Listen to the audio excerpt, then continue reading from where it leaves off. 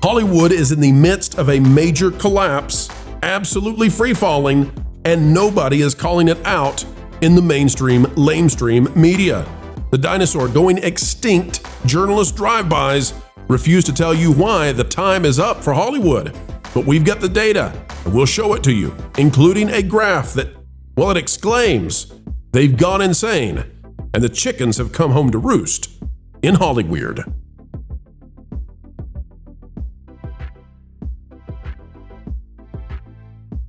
Hello, ladies and gentlemen. Welcome back to the place that has more productions than Tinseltown. No, we're not kidding. Wait till we show you this. The crown has been taken, and they may never get it back. Celebrities in a freak out.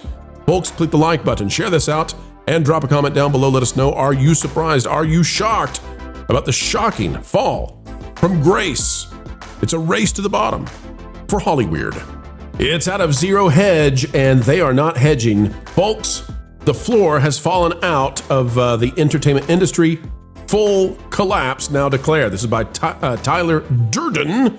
It says Hollywood's middle class is collapsing, according to a new report from the Wall Street Journal. Production has slowed to historic lows.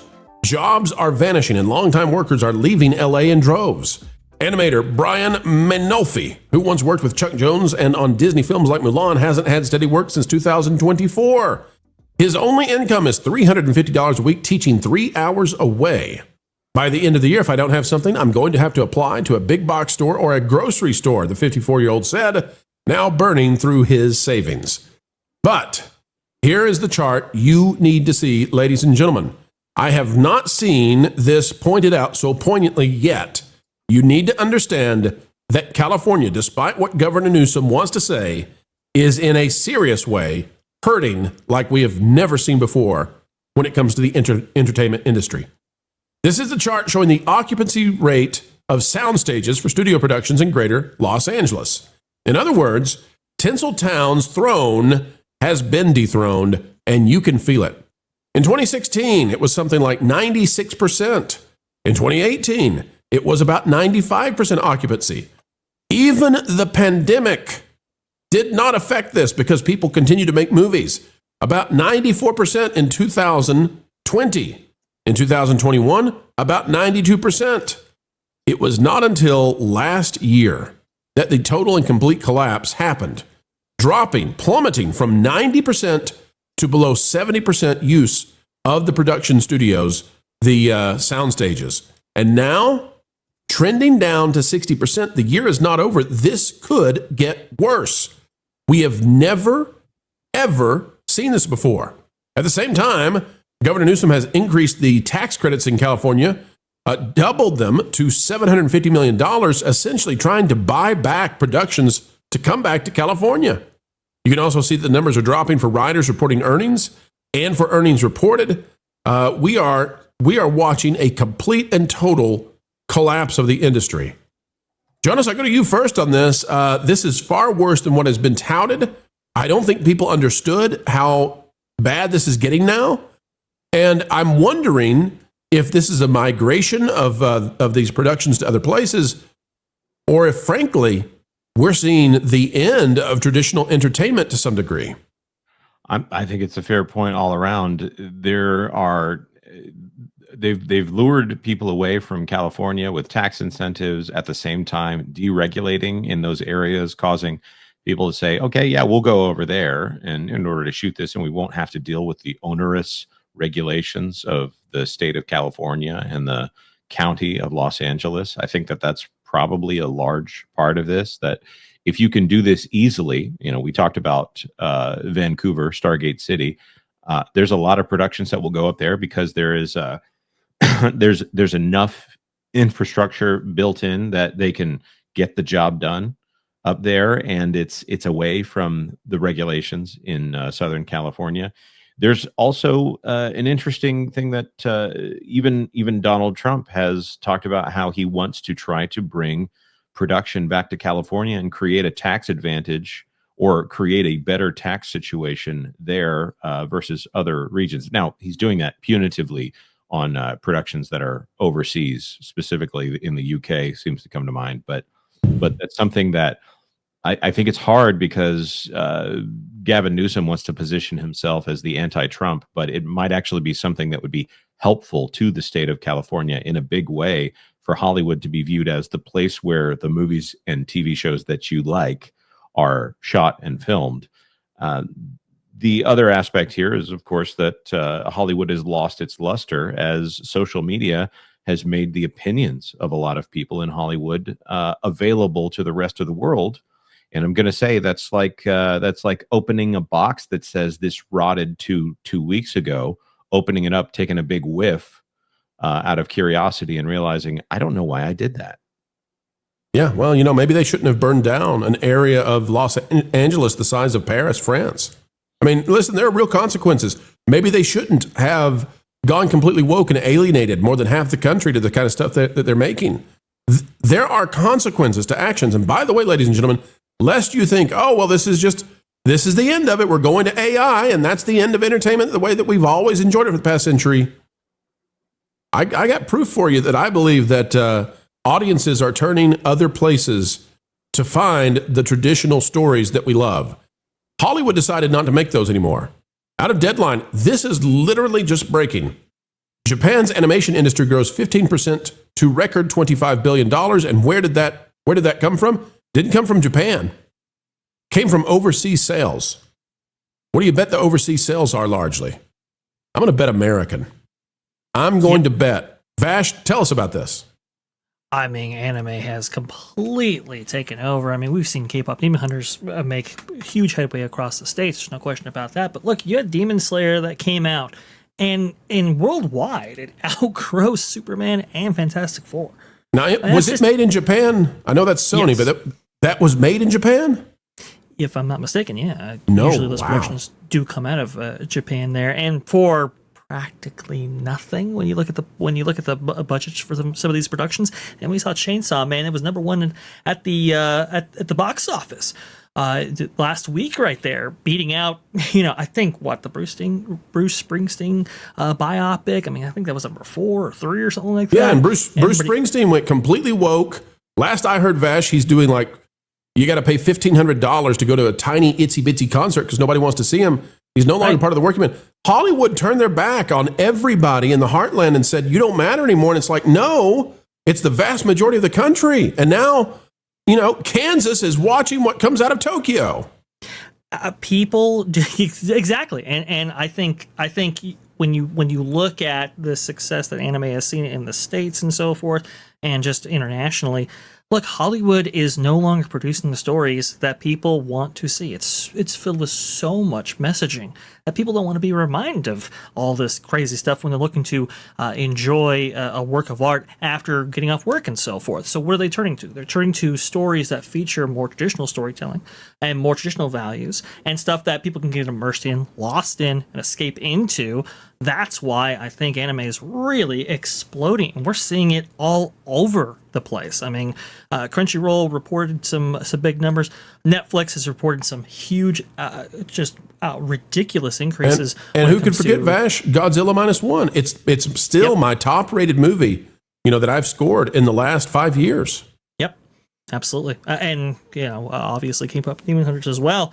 It's just when you have the international market that has a better understanding, especially the Asian market, that has a better understanding of what makes stories sell and what people want to actually see in the entertainment. This is why Hollywood's falling behind. It's exactly the same phenomenon that we saw actually in the 1950s, 60s or so when it came to the USSR films compared to something like the Hollywood industry as a whole at that time. Culture, this is a free fall. I mean, we're back to zero hedge to look at Hollywood in a comparison. So Japan's up 15% in entertainment, right? Yeah. Hollywood's in a free fall. This is amazing. We're headed towards mass bankruptcy in LA. Can they save themselves, Culture? Can they pull out of this, or is it too late? I think the governmental overreach is the primary candidate to blame for why they're stuck in this hole. Walk us through that, because that is an avant-garde take. What do you mean? Well, okay, so right now the way they're governed and regulated and requirements and all the things that came into play because of the results of the global crisis where we all got locked in our homes for 2 weeks or whatever. There was a lot of emergency response to that in California. It increased production costs exponentially. And then think about the fact that a lot of those regulations are still in place if you work on a set. Not to mention the fact that they've gone through strikes that have basically made it untenable to operate in the state of California. The unions have pushed far too much. It's not just the state government. It's the what governs the guilds. So you think about, the writers and their ridiculous asks and everything else, the things they didn't ask for or didn't enforce, put as much weight on, they really needed, like protection from AI and things like that. So I think that when we come up on the next negotiation, which I think is this year, if am I right, Jonas? I think that's the case, for writers and for actors, and Are we already there? I didn't realize. Yeah. So because the contracts are only 3 years long, in most situations, according to Lou Wasserman's Ghost. And I'm just going to say, when we get there next year, will they strike again? Oh, I think it's an inevitable, because AI is going to put them they have to strike. Well, and then consider this, because you guys are talking an awful lot about anime, and just but let me say this real quick, Culture. They'll lose, but they have to strike. This is the Luddite position. The Trojan horse already came in and took out all the gold. It's all gone. Yeah, well, and their leverage is little at this point, which is sad, but especially with AI on the horizon, which they are now appropriately afraid of. But K-pop Demon Hunters is going to be returning to theaters for Halloween weekend. Yeah. So that might be the biggest winner. Consider that. That might be the biggest winner of the box office this weekend. Right. And we had a stumble on that, Culture. We had a stumble on that. Vash, clarify that, because it was directed by someone of South Korean birth, but yes, yeah, definitely a South Korean product for sure. But most importantly, definitely produced in the United States. Right, Sony Animation. Whereas Demon Slayers came in from Japan. But the big thing about that, though, and the whole thing, is that you're seeing international influence. Yeah. Even with these range of productions, even if they are produced in the United States. And it just kind of goes to show that I think the international population, or at least pockets of it, have a better understanding of what appeals to just about everybody than Hollywood does. I mean, Hollywood internationally has dropped off a cliff this year. But that's the mechanism by which we communicate our values, our morals, all of that. Right. The structure of what society should look like is these stories. And the fact that they abandon actual storytelling to insert political ideology, particularly identitarianism, to everybody, broke their social contract with the audiences. That's why everybody's walking away from these things in advance, because if you get a sniff or a hint of any kind of political garbage, you're not going to go, because there's not going to be a good story. The writing's always been bad in that situation, and frankly, the art of filmmaking is falling by the wayside. So anyway, this is also why when we hear the stories about, there's this big push. There's a big push, ladies and gentlemen. We got to get Adam Driver back to play Kylo Ren. That's why when I hear that kind of stuff, there's no truth to it whatsoever. It's all just false. These people lied their way into collapse. I mean, you don't get this kind of a chart. Where is it going to be next year? Going to be dropping below 50%, 40%? And what is the threshold where you're no longer in a doom loop and you've actually hit the point where you're in mass bankruptcy and suddenly LA is Detroit? I think we're like a year away from it, which is unbelievable. Yeah, and I think I've said that out loud on this program before. It's like we are headed there. And think about this: Trump is trying to fight for these people to return production to California specifically, and they are just adversarial to him from every other position. They support the politicians that are fighting Trump on things like that. And if he does levy tariffs on films made outside of this country, will the people fighting against him recognize that he's trying to save Hollywood as an industry, or no? 52 films have received, I think, a third of $1 billion over there in California incentives. That is not sustainable, I would think. So hopefully they can. Well, what did we have so much fun talking about? when they announced this $750 million tax credit system, we pointed out here on the show, exclusively here on the channel, they are projecting, I believe it was $1.4 billion in economic activity in California based on that. Mm-hmm. Now, if you consider that the $750 million that's being injected into that as part of that, you can see that return on investment is not great. I mean, by any means, listen, that's not the kind of investment you would make as a private individual. But Pro, it's worse than that because that's just one Star Wars movie. Oh, good grief. Good grief. You're right. That's the rise of Palpatine. Yeah, the rinse of soybeans. And look, I mean, you get a couple of Marvel movies mixed in there. If Disney gets all those credits, they're vacuumed up in 5 minutes. And again, that's largely why Disney ran out of the country. That's right. You have highly qualified filmmakers in the UK. You have people that know what they're doing. You have skilled tradespeople, good electrics and everything else that you need to make a film. And you ban about the same rates at the Pinewood Studios where they're at as you would in, in Hollywood. I mean, Georgia was a discount place, but, they decided their politics were more important than staying in the U.S. So, and I think they're going to get punished for that, Pro. I think that maybe they'll go to Portugal. Well, why not? It's beautiful. Yeah. I love the story of the celebrities fleeing Los Angeles, trying to find somewhere that believes the way they do. And they landed in Portugal, which is just about as right-wing in Europe as you can get. They're geniuses. I love them. Yeah. I love them. Yeah. Folks, Holly Weird is about to have their own Halloween, and it's going to last for a whole long time. It's going to be cold. What's the Groundhog's Day quote, Jonas? It's going to be long, cold, and dark. What is that? It's going to be cold and gray. It's going to last you the rest of your life. I knew you'd know it. As ever, folks, we endeavor to have a good time here on the Pro Channel, and I have to say that spending time with you, talking about things that truly matter, like the stories that shape our lives and our culture, well, it is the ride of a lifetime to steal from Bob Iger. And that's the only thing we'll steal from Bob because he has great security around his yacht. Folks, as we get ready to say goodbye, consider clicking the like button, share, subscribe, click it, and stick it to the algorithms. It is the notification bell. Drop a comment right on down below. Let us know your thoughts. We would love to hear from you. And folks, worry not, for more content is still on the way. 3 or 4 times a day, let's do 4. I think that's better. And you know what? Don't forget that the Pro Show is live Tuesdays and Thursdays at noon Eastern. You can also join us for our friends on That Park Place, our partner program. We have a good time there too.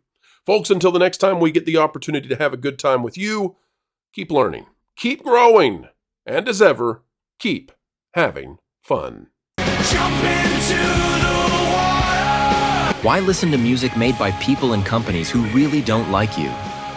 Check out Vacation Radio today and prepare for all new content made by the people behind the WDW Pro Channel. It's the place you need for all the music. That should be fun.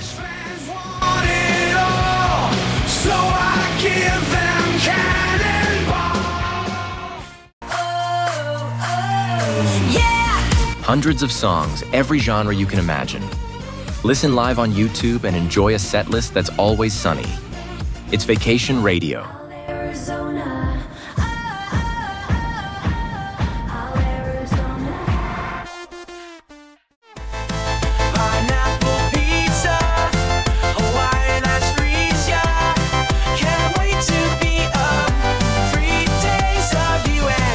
What are you waiting for?